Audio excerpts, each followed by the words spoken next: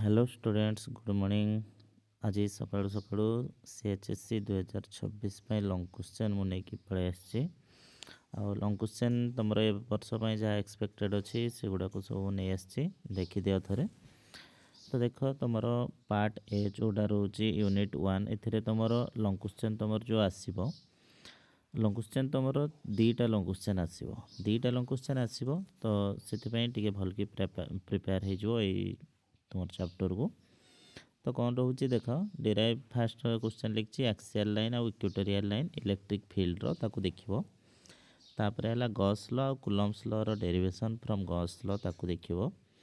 आ Gauss law रो application दीटा जो अच्छी गोटे लॉन्ग स्ट्रेट कैरिंग कंडक्टर और गोटे है प्लेन चार्ज सीट ए दीटा को देखिबो है।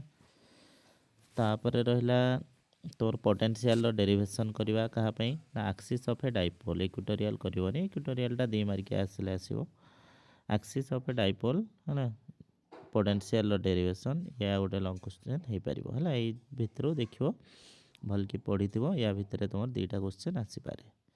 नेक्स्ट तापर तुम पार्ट बी जोटा रोचे करेन्ट आउ मैग्नेटिज्म या नहीं तुम गोटे क्वेश्चन आसो या भितर पार्ट बी लिखिदे 1 क्वेश्चन बोली देखिपार ये गोटे क्वेश्चन आसो बुझेगा ना।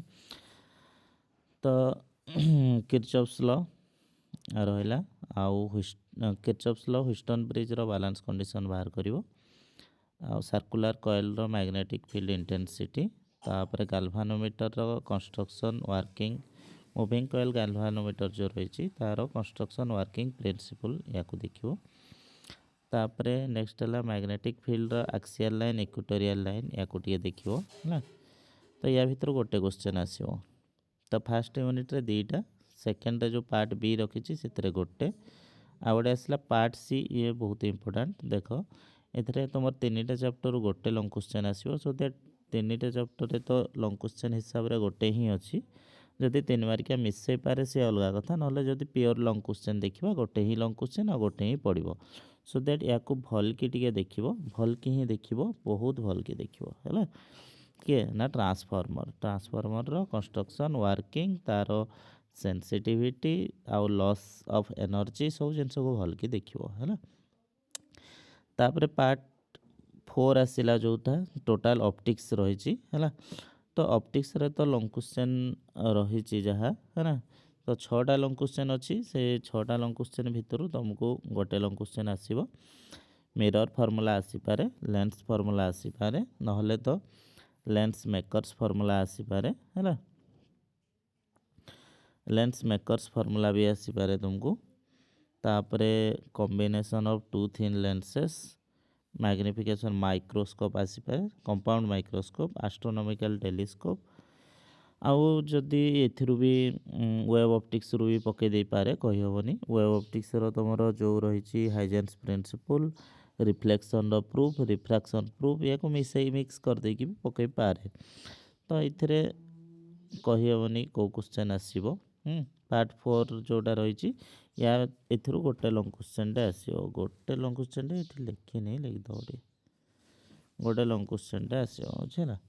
तापर पार्ट 5 से परिका रहा पार्ट 5 रु तुम 4टा क्वेश्चन अच्छी 4टा भितर गोटे आसो गोटे रही तुम फोटो इलेक्ट्रिक इफेक्ट तार ग्राफ गुड़ा जो गुड़ा रही आउ तार वेरिएशन माने इंटेंसिटी करेंट भितर वेरिएशन पोटेंशियल करेंट भितर माने पोटेंशियल सहित तुम इंटेंसिटी को भेरी करवा करेंट को देखा ये भितर जो 3टा ग्राफ रही 3टा 4टा ग्राफ रही से ग्राफ 4टा को देखीदेव बुझेगा।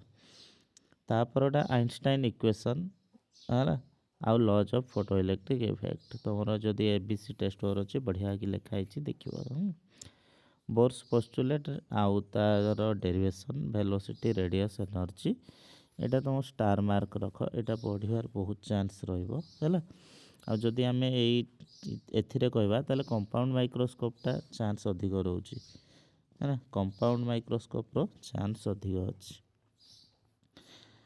तापर नेक्स्ट रहा तुम half wave rectifier full wave rectifier ये जिनस कर दियो है half wave rectifier full wave rectifier ये देखीदेला मैंने तुम लॉन्ग क्वेश्चन हो गला ठीक अच्छे आज ये रहा नेक्स्ट मु आनी तुम 2-3 ମାର୍କସର ବି ସିଲେକ୍ସନ୍ ନେଇ ଆସିବି। ଠିକ୍ ଅଛି, ହଉ।